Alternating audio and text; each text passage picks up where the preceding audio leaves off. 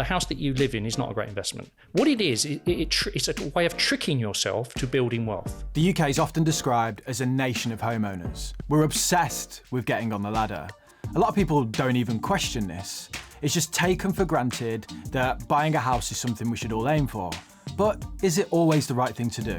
Should you rent or should you buy? Jason Butler is an independent personal finance expert at the Financial Times, amongst many other things. I'm not saying we're looking at a 30% property crash. What I'm saying is we are definitely in a buyer's market, even if some sellers aren't aware of that and estate agents are hoping that's not the case. He also has a lot of knowledge about property. And I think no matter if you're looking to buy your first home, you already own one, or you're just worried about your mortgage going up with rising interest rates, you'll take a lot away from this conversation. You're described as one of the most qualified financial experts in the country. You talk for corporations like Tesco's, Personal Finance. Yeah, that's right. You've written a whole host of books. We're going to link them all in the newsletter as well. But most importantly, you have the experience as a homeowner and as a landlord, which I think is really relevant to today's conversation on. And a property investor and a builder. Yeah. Should you buy? Should you rent? Yeah. I want to just hit you with a statement that I think floats around at the minute, and you give me your genuine opinion if you don't mind. It's never been harder than it is now to buy a home. How do you feel about that statement? I think, yes, it's right if you just take it on face value. Yes, it is never been harder. And it's not just harder because of affordability. It's also because of kind of what does a home represent, and because we've come off the back of 20 odd years of buy-to-let investors or people who could just, you didn't have to think about it. You made money if you just put your low name interest on rates something. and Virtually no cost money. So yes, I think on the face of it, yeah, but it's also never been easier to make money. So in the 90s, this is what I call BI, before the internet, and when we used to have to go to reference libraries to learn about things and stuff like that over the days. As my wife and I say, in the early days, it was tough to earn money because there was no internet. There was no sources of information. There was no way of monetizing it in followers or any of that. It was a grind. Yeah. So in answer to your question, it is harder to buy property. Or afford property, and the decisions that you have to go through and the thought process is more finely balanced. You can't just be an idiot these days. But that's no different from the general personal finance world, because whereas before a lot of us could just float around and bodge along and just sleepwalk around our finances and spending being lax at our spending or not being conscious about our decisions or being influenced by others, they didn't have as many consequences as they do now. So the decisions about buying property, whether that's a home to live in, whether that's an investment property, it has to be more, you have to think it through more. You can't just sleepwalk into it. Is it always the right time to buy property? No. Are all properties the right kind of deal for you? No. Is a property an investment? Well, it can be. It depends. We all need somewhere to live. And the question is should you rent or should you buy? And so for most of us, there's a period in your life when you should be renting. So I'll give you an example. My daughter's 24. She's a software engineer. She lives in Cambridge. She pays £1,300 a month for a one-bedroom flat. Okay? Which is a lot, even though she's on a good salary. She's only 24. It's a large amount, but... Not if you live in London, it's not a lot. No, but it's still a lot of money relative to her earnings. Yeah. So that's probably 40% of her take-home pay, which is far higher than we'd normally suggest people do because it crowds out other things. But for her, in her situation, it makes sense to rent for three reasons. One, because she's establishing her career, right? So she's got into a job, very high paying, it's very hard work. She's a cybersecurity software engineer. It's not easy. The whole thing of learning all that. I mean, she did a classics degree for goodness sake. She didn't do computer science, and she's in a male-dominated world and all that stuff. But the point is, she's now developing a career. They're giving her pay rises. She's getting bonuses. And so she's growing into her career, and that's an investment in herself. So in other words, wasting money, as we call it, on rent is a good investment for her. Because if that job didn't turn out or she didn't want to live in Cambridge, then she can just, at the end of her notice or whatever, she can give notice and leave. And also she doesn't have any, other than the rent, she doesn't have any worries about, maintenance and renewals and all that sort of stuff, other than her energy bills. And so for her, it makes sense. And for many people, renting does make sense. Now, if we think about her, and again, I use her as my example, she's 24 and, we're now starting to think about, okay, what should we do? Long term, we don't want to be paying someone rent, do we? No. We don't really want to be paying. And the reason is because it's just dead money in the long run.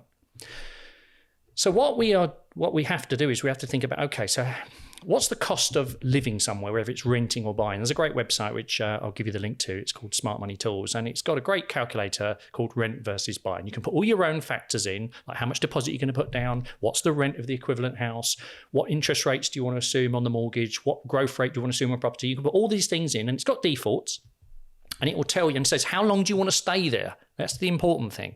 So the longer the period, renting is going to be a worse bet for you, all other things being considered. The shorter the period, renting is going to be a less cost of total ownership. And that's when you take into account, with rental, any deposit you would have put into the house, you can invest, can't you? Or save. Yeah. And people don't do that. I mean, I did a really dodgy video about 3 years ago about this, rent versus buy, on a whiteboard. And now there's all slick calculators and all sorts of stuff. But the principles I was explaining, and of course, when you add in cost of maintenance and all that. So that is a good calculator to work out. And this particular calculator, the crossover point for her with her current numbers and the current rates of mortgages and the deposits she would put down would be about 3 years. So she's going to stay there for 3 years or more. And if all other things being equal, we can get the property at the price that we're looking at and the rent goes up at 5% a year or whatever, then basically she is better off buying. But when we think about buying, we're not just thinking about, we're not buying any leaseholds because we don't want leaseholds because you're not in control of the maintenance. I'm not saying they're not right for everyone, but we don't want any leaseholds because we want 2 bedrooms. And we want 2 bedrooms because in this rent versus buy calculator, it doesn't take into account renting out a room. Now, she doesn't have to rent out a room, but having a second room means that she can rent out to $7,500 tax-free. That gives her an option. She's got friends at work, girls that she really likes and stuff in different departments. So she's not like living with them, having to work with the same people, but who are really good people who, for them, £800-900 a month would be cheap, right? Cheaper than the 1-bedroom flat that she's renting. Yeah. So she's almost, this is now starting to look really serious, right? Then we're saying, okay, so we want a house, we want 2-bedroom, we want freehold. So we either buy something that's a shocker or we build something. And people say, what do you mean build? So I did a thing the other day and said, well, help to build. The government provide help to build. They provide low-cost funding for building your own house. You can go to sites, you can find it yourself or the local council. And we all think, we can't build anything. Well, what about all the developers who make a living doing it? So if you can build your own house, you take out 1/3 of the margin. So suddenly what would have been a £500,000 house might be 375. Okay, it's hard work and there's a little bit of moving parts. You might need to educate yourself and find some key people. But I just said, okay, so we're either going to build. Where are you going to find somewhere to build in Cambridge, Dad? I said, well, that's not the question, is it? It's an option. So we now have got to see, can we find a building plot? So then I speak to a friend of mine. He says, I know someone who's got a little plot there. He's got a little corner bit, which is not going to have the executive homes on it, but it would take a 2-bedroom standalone, which you could probably do it in old stone and make it look nice, and there's a car parking spot. I think he might peel that off for you for 180 grand. Well, I thought that sounds a lot of money, but it is Cambridge, right? And this is walking distance to where all the bars and the clubs and the places my daughter wants to go. I'm starting thinking I'd give him 200 grand for that. But the point is, unless I'd asked the question, I wouldn't be looking. Like if you've got a contact for that. If a normal person, would you just go to the council? No, put that to one side. It comes with, when I don't know if you've ever bought a car, right? Oh yeah, a red BMW, cars. And then you bought the red BMW, and before you know it, all you see is red BMWs. Yeah, and it's because what you've done is you've opened your mind up to the possibility. So first of all, you've got to stop having money and funds as the inhibiting issue.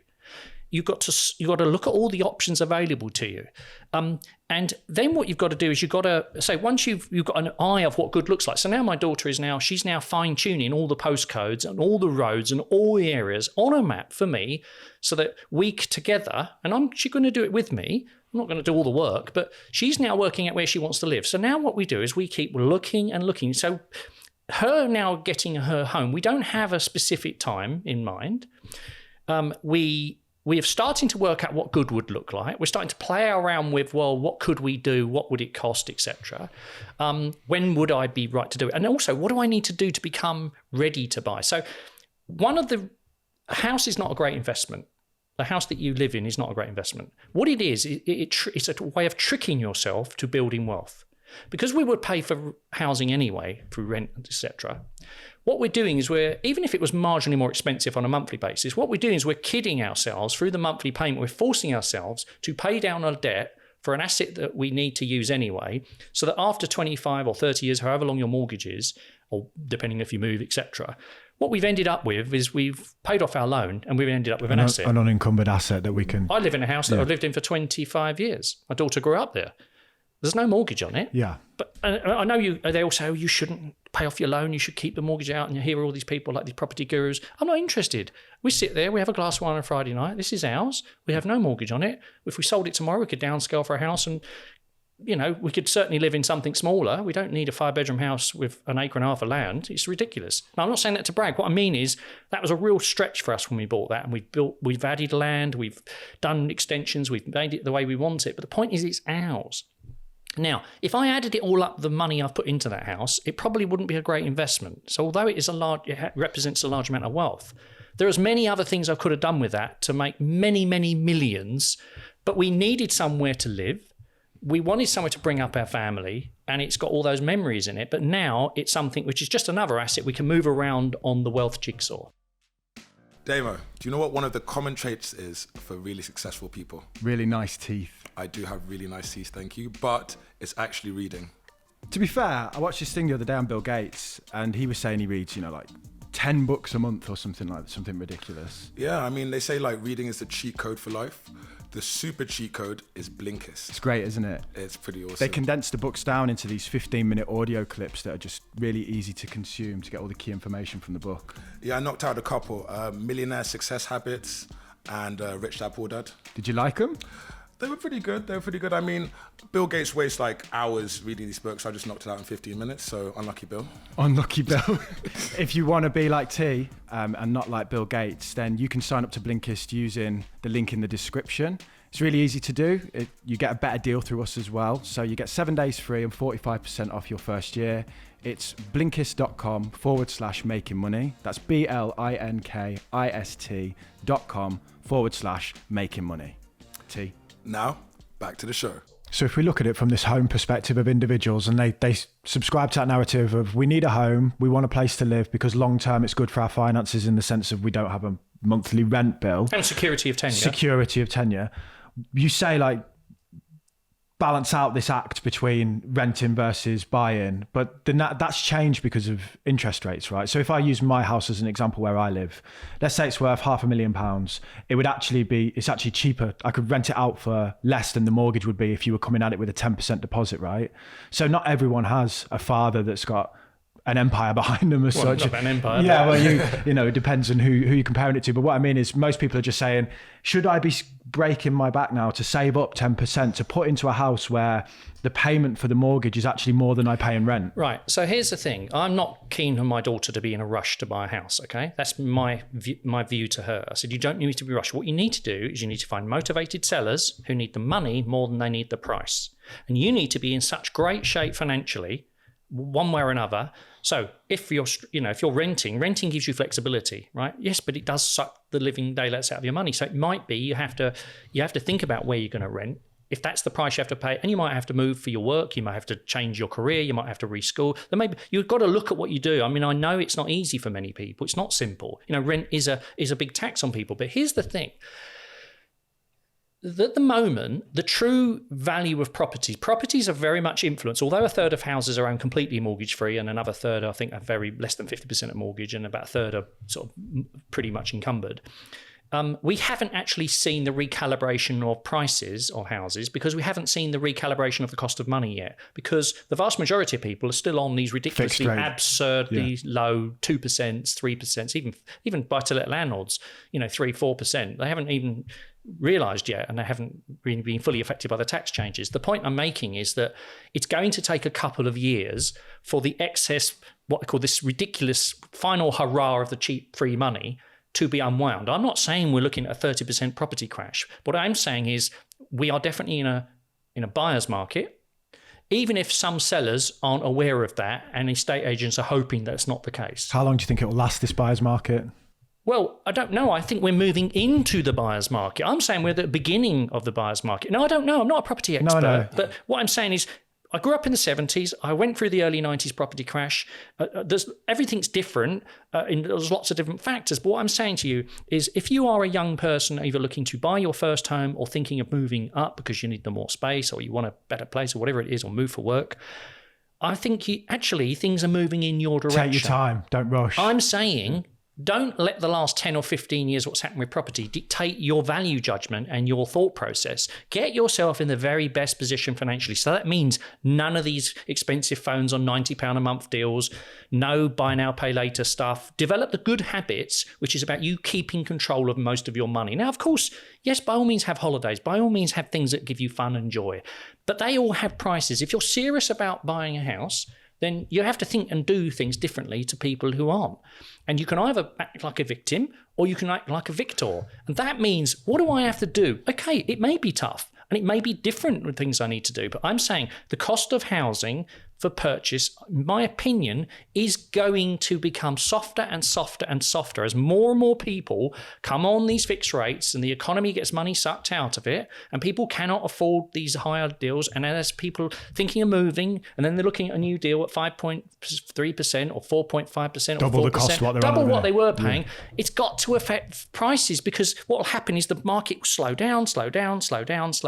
I think for first-time buyers, is inherently due to the last 10 years, there's always a sense of panic. Always, I need to buy right now. Yeah, and I'm trying to buy right now. That hasn't sucked out of the market. Is now, you're saying next few years is probably a good time to buy. I think it's a nice message just to be like, just chill out and take your time. Here's the other thing. Young people, and I don't mean this to sound like I'm mansplaining or dad's-explaining or whatever, or condescending, but look, most young people are naive at business. And buying a house is part of business. It's a transaction, but it's a big transaction, which very few people do. See, there's a house in my village which has been up for £350,000. It's gone through 3 sales that have fallen through. There's a plot on the side that could be a building plot. I offered 275. Oh, no, they want... Well, it's an estate sale. So what will happen is they will eventually run out of road when they realise that this price they're anchored onto, which is in a different world, okay, they either want the cash and I'll have it and I will have the upside from the building land, but it will take me 2 years. The house needs completely gutting and redoing. They're trying to charge for me the house as if it would be all done and 20 or 30 grand for the building plot, which doesn't have permission. So the point is, if you can be patient, if you can know your numbers, if you can let the natural excess of cheap, free, easy, low-cost money work its way through, I'm not saying you're going to pick up, you don't get anything, for instance, in nice areas like Cambridge, nothing's cheap, but what will happen, something will come that's value. And therefore, if you aren't totally clear what good looks like, if you're not in a totally what I call clean and the best shape you can financially in terms of borrowing. And stuff like that and being able to afford a mortgage and deposits and stuff like that, then you're not in the what I call, you're not ready to do business. But then what you have to do is you have to keep making, and I've said this to Mr. Money Jar, Timmy, cheeky bids. Now, cheeky bids are, you can prove you've got the deposit, you can prove you've got a mortgage in principle, you know exactly what you want, you know what things have sold for, you know how long things have been on the market, but that can only happen if it's a part-time job. Your part-time job is now to buy the house of your dreams, or certainly the house that will be part of your dream, even if it's not the dream. Yeah. So the point is, you have to spend as much time researching property, looking at property, making offers on property, trying to look at what the mortgage deals are, doing the rent versus buy. You have to put as much time into that as you do binge watching crap on Netflix and stuff like that. And I don't mean that to be rude. I'm saying most people are too distracted. They're not prepared to put the timing. But what they want is it to be easy. It's not easy. Even in a market that's moving to a buyer's market, what you have to do is you have to become quite obsessive about this, because for everyone else who's not obsessive, that's your benefit. So you're looking for motivated sellers. And don't forget, if you're a first-time buyer, you are like the new gold. Yeah. So we've just sold a property that my wife owns, that was her late parents' house that she's owned for years. And we put it on the market and we spoke to the agent and we knew we put it on more than it really was going to sell for, but we had to get the buyer feeling like they had a nice reduction. So when they bid us 30 grand below the price, 30 grand below the price, we then accepted 20 grand below the price, which was still 15 grand more than we thought it was worth. But that's the point. They thought they got a deal. They thought they got a deal. We knew it was going to value up because it's a good solid, family home. I've got a question for first-time buyers. So I'm looking at my first property, and obviously I live in London, West London, and a couple of my friends have bought properties in like Southeast London. They're from West, but they bought in Southeast because it's a bit cheaper. And now they're like, I'm so broke, I can't afford my mortgage. Like they can't go out anymore. All these things, like it's changed their quality of life. Yeah. Do you think as a first-time buyer, you should buy to live in the place? Or I've been looking at places in like Durham, Manchester, up north, which are a fraction of the price of what I could get in West London and comes with a garden, a house, all these things. Do you want to live in Durham? No. But for an investment, do you think you should always live in your first? Are you a property investor? Have you got You experience? won't get the financing because you're not a first time buyer. You're a first time buyer, so they won't lend on a buy to let to you. Yeah, but if I've got the money to buy it. Cash. Yeah. We can get 8 grand. But here's the thing: if you've not ever invested in property, and I mean this with all due respect, Yeah, my daughter went to uni in Durham, right? So we yeah, know so it well. That's why I like we love Durham, it. yeah. However, I do not want property. I don't even buy. Unless it's a flip, I don't buy property that I can't drive to in half an hour. Yeah. I don't care how cheap it is. It's cheap for a reason. But what you're talking about is it's affordable. Yeah. That's not necessarily the same as good value. And it may be you're not in the right position to see. Again, it's an instinctive thing that we've all looking for the last 20 years that we have to buy. Yeah. Yeah, well, long term, yeah, but why rush? I wouldn't be looking to be bailing people out from their properties right now if I didn't have to. I'd be encouraging you to get cuter at the renting so that you can free up some more money. I'd rather live like a student for 2 years in a rental hovel in an area that I want to go with in my social life, be piling up the cash, be hustling to earn more income, find ways that I can be more useful and valuable, do my research and keep drilling into it. I mean, if you can buy a property at auction, that's another thing. I'm not saying they're right for everyone because you can get some right pigs in auctions, but auctions are where people, if they don't need to borrow or they can get bridging financing to be able to buy it, you can pick up some value. There was a property the other day. I was at the gym and I never got around. One of my chaps said to me, "Oh Jay, there's this place. It's got a guide of 120. It's one of these silly timed auction things, and it's in an area where we bought loads of flips." He said, "Can you get a bid on that?" I said, "Yeah." Anyway, I took a phone call and I never got to it. Only one bidder. The hammer went down at 120. Well, that house, all done, is worth 240. All done with 25 grand spent on it, all because I was busy doing something else. Right. So what I'm saying is there are opportunities to buy properties fairly. Nothing worth having is going to come super cheap. Yeah. It's going to become more affordable. And I would suggest that you've got actually the next 18 months to 2 years. If I was a betting man, which I'm not, I'd be saying, like I'm with my daughter, we're ready to buy, but we're not buying unless we have to, unless something comes to us that the sort of the moon and the sun is aligned, as it were. I'm not saying this is easy, right? And I do feel sorry for young people that things are less affordable, but I think the things are moving in your direction. So the cost of money filtering through will slow down sales and houses. There gets to a point when people have to come out of the denial phase, people who are anchored on a price or because someone told them it was worth it or because they need it, and your best bet is to buy off of a probate. Probate purchases are the very best. So you've got to be super clean, ready to go. First time buyer, buying off probate. Get loads of those where I live in Southport. They call it God's waiting room and it's just full of places. London's got more people dying than any region in the country. So don't tell me there aren't opportunities. There is opportunities to buy bigger houses that you can split up perhaps into flats and you can buy with friends. That's what I was thinking. I'd be doing that. I'd be getting together with 2 or 3 friends and say, look, I'll keep one of the flats to live in and we'll sell the other 2. Yeah, you did that in Manchester. Can we talk about this decision between renting and buying then? You talk about numbers and calculations. I want to bring that to life to people a bit. When I was reading some of the stuff you've done, you have your kind of rules of base it on 5%, as an interest rate, 10% deposit, but also look at the affordability from a monthly perspective, which I think most people don't. And I think it sounds simple, but most people are obsessed with multiples, right? So can you just explain? Yeah. So here's the thing. Regardless of, as I say, we'll give you the link to that Whizzy calculator that can do it all for you. But here's the thing.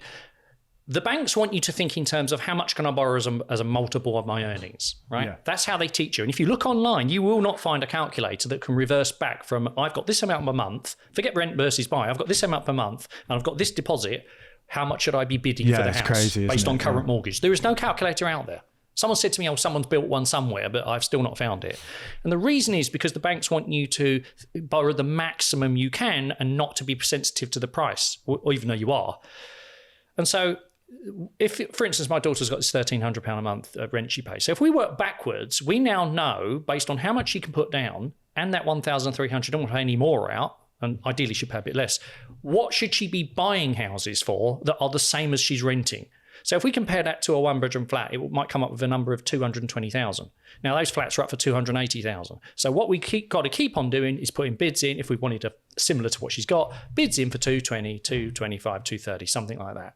Regardless of what they're asking for. Even if they're cheeky bids, just if that's what we can you're afford. not putting a bid in every week for one, right? You've got no chance, have you? Yeah. And eventually, if they don't sell them, they eventually will come back as a market that's softening and eventually falling, and the cost of borrowing is going up and up and up for more and more people. Eventually, they will start realizing, remember, something is not worth what someone thinks it's worth, needs it to be worth, or someone told them it is worth.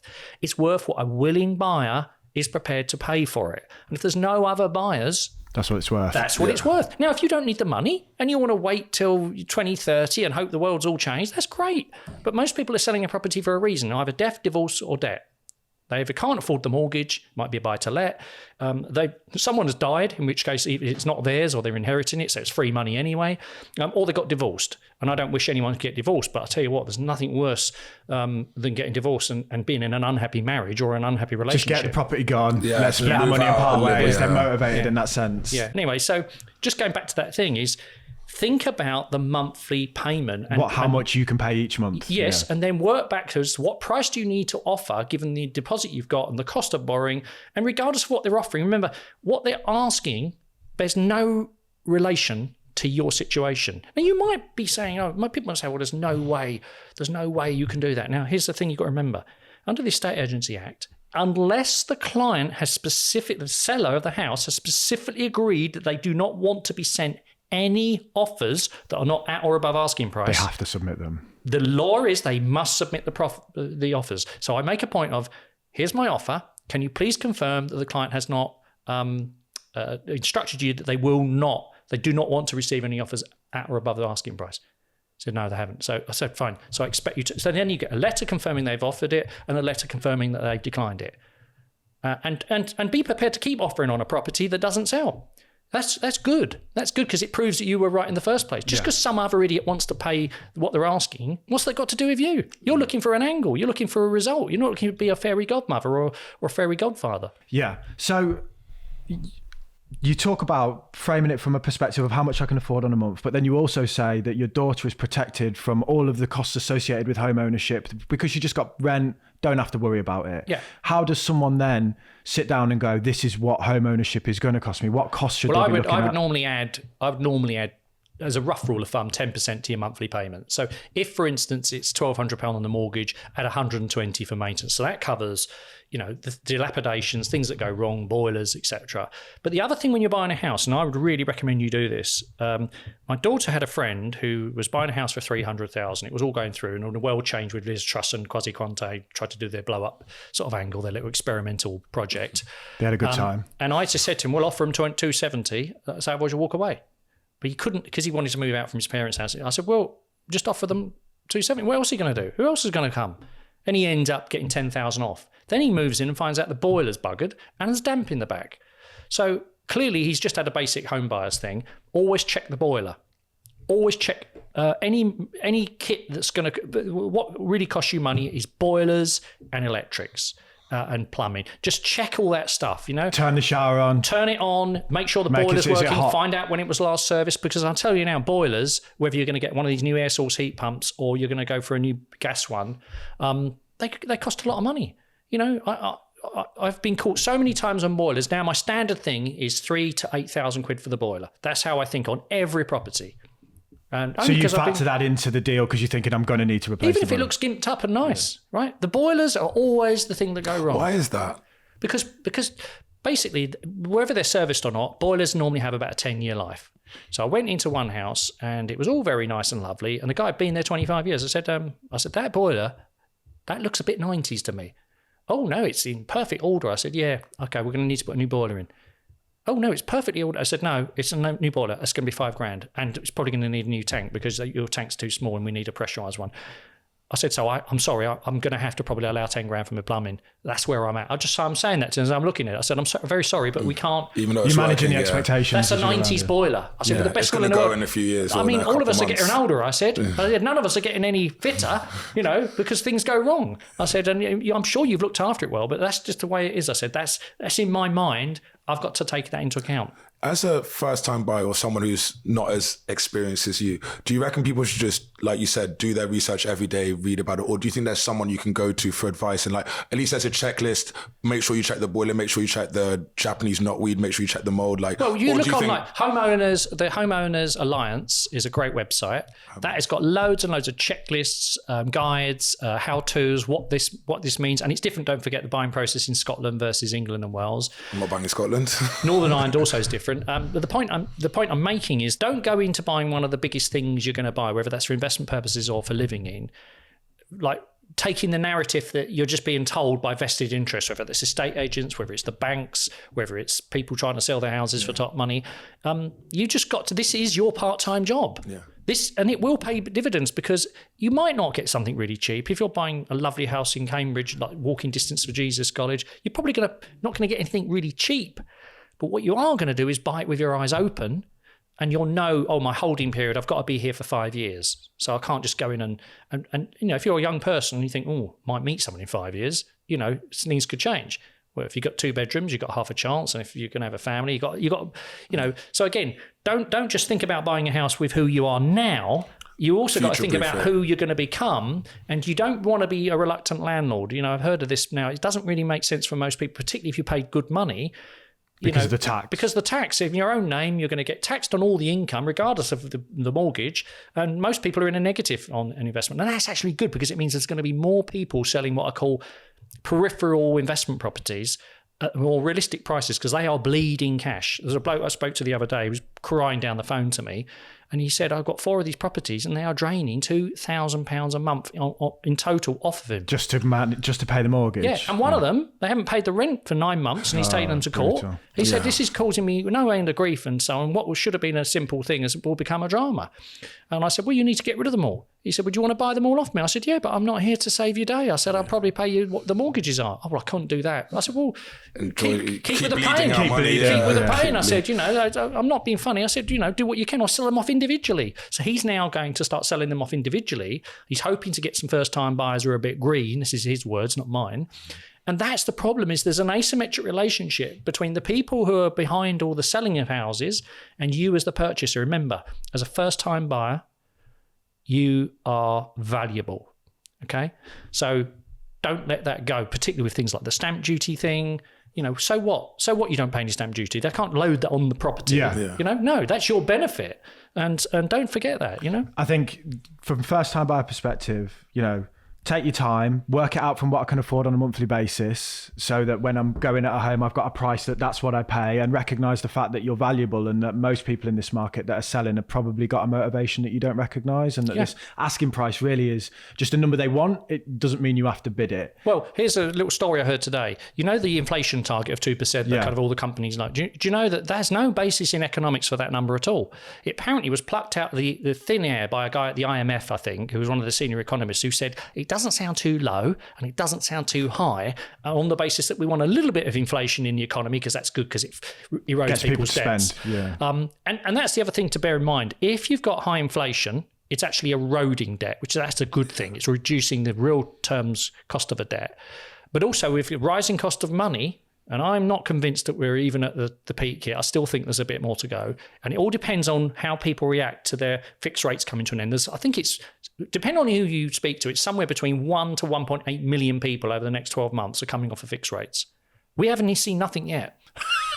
So what do those people do then? We've talked first-time buyers. If you're sat there now with a home on 1.5% and you're about to go to 5% and you know that doubles the cost, what should they be doing? Well, you've got to assume, you look at the deals now, I think the deals that you're getting there now are probably not going to change massively. So if it's 4 to 5 to 6, the rate you pay will be very much determined by the equity in the property. Okay, that's the key determinant, whereas we didn't have much of a difference, and it can be as much as 1%.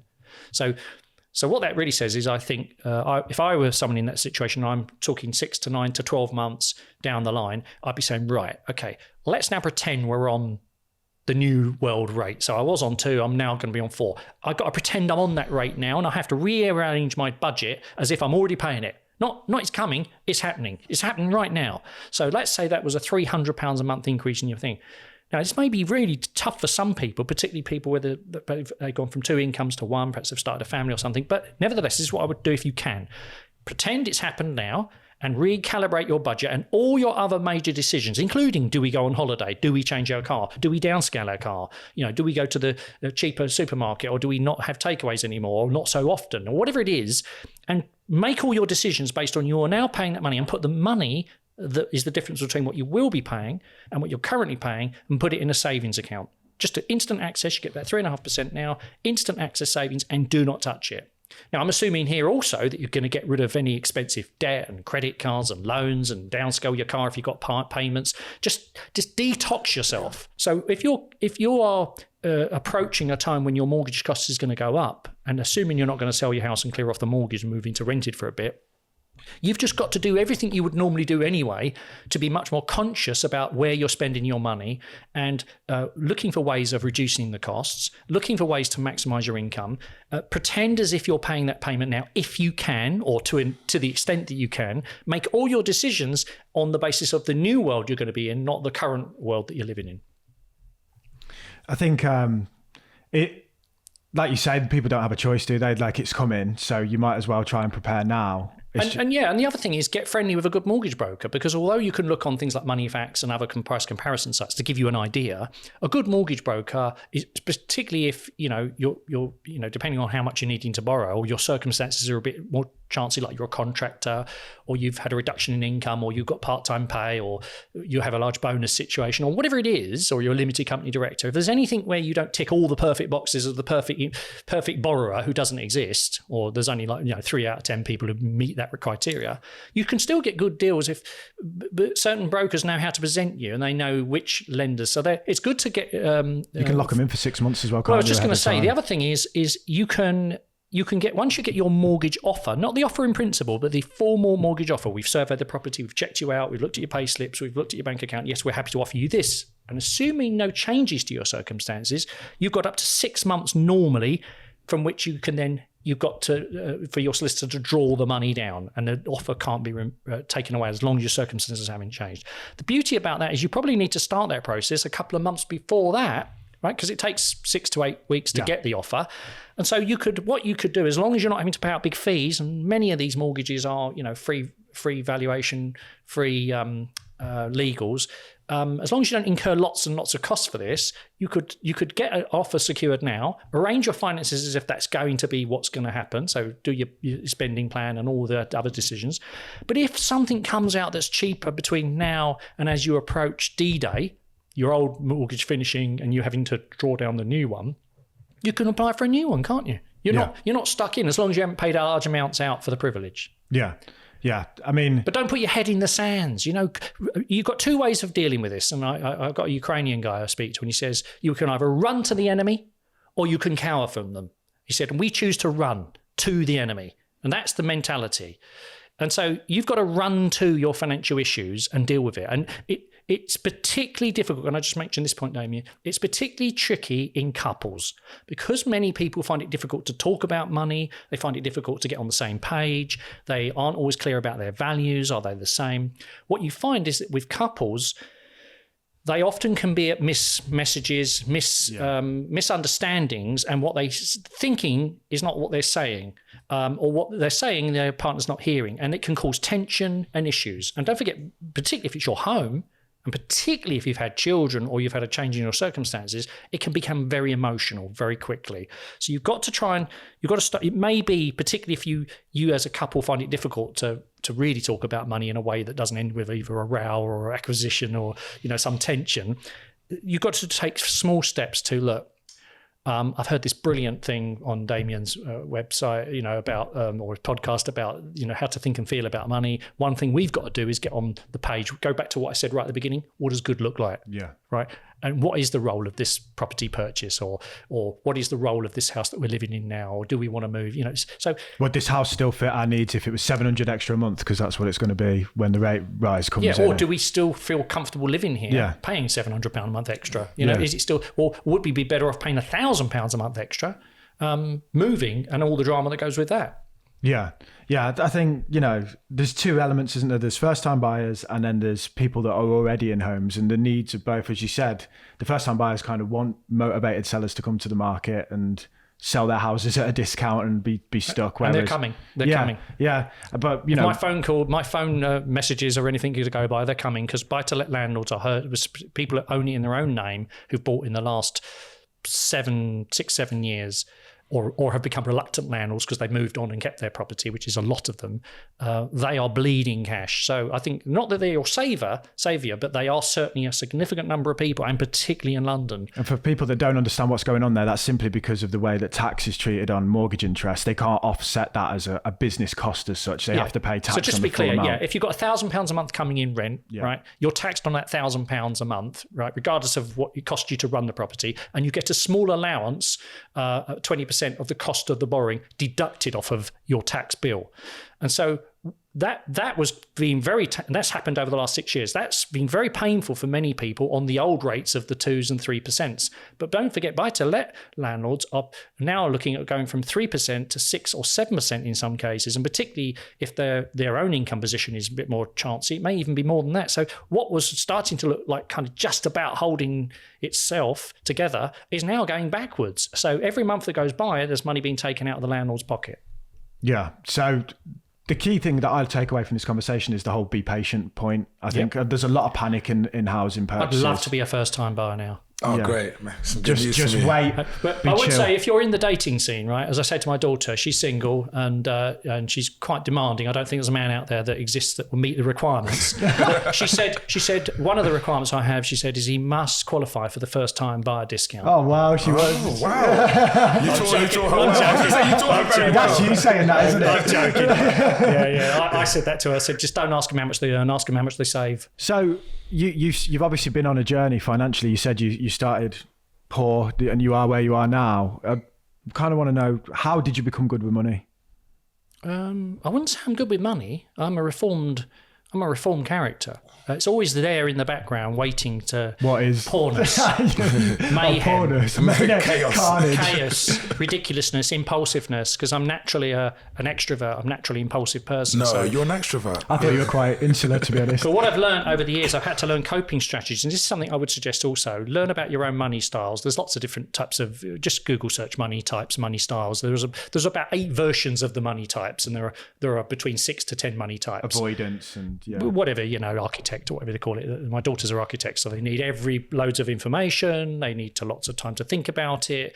They're very cautious. They're always worried about downside. They're worried about scarcity. I'm very impulsive.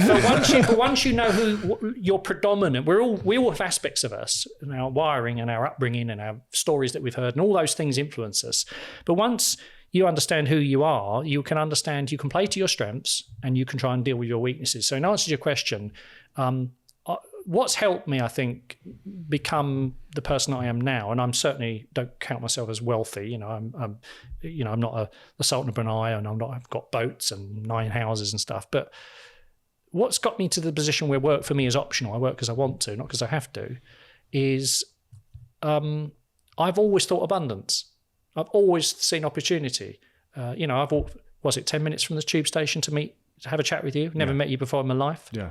Why would I do that? I'm a busy guy, but I can always spot opportunities. I'm always prepared. I make time in my life for always taking a bit of a risk. In terms of money, it is just money. If I suddenly got ill or died tomorrow, I wouldn't define my value as a human being based on how much wealth I've got and how much money I earn, because I don't really spend much money, neither me or my wife, But what I do think for me is it gives me the opportunity to do things like this. I'm here talking to you. I do my citizens advice, volunteering. I give money to charity. And I do things that wouldn't necessarily be economically amazing. I still do all my business things because I like them. And someone says, what's your hobby?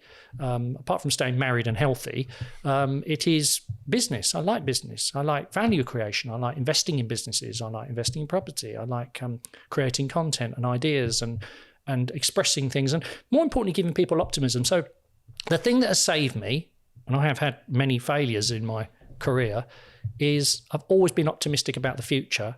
I've always believed that failure is just another little step forward.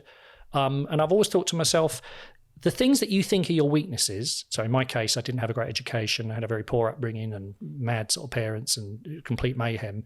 But actually that's the source of my success, because it's made me very resilient, and it's said to me that there's nothing that can happen in the world that could faze me that I haven't already looked down the barrel of a gun at, as it were, in terms of growing up. So what you think is your impediment, whether it's your age, your education, your ability with numbers, maths, whatever it is, stop telling yourself that story that's holding you back. But equally, don't define yourself, your value as a human being, by how much money you earn or how much you've accumulated. Just say to yourself is that money is going to be a force for good in your life. It is just money. It's a unit of exchange.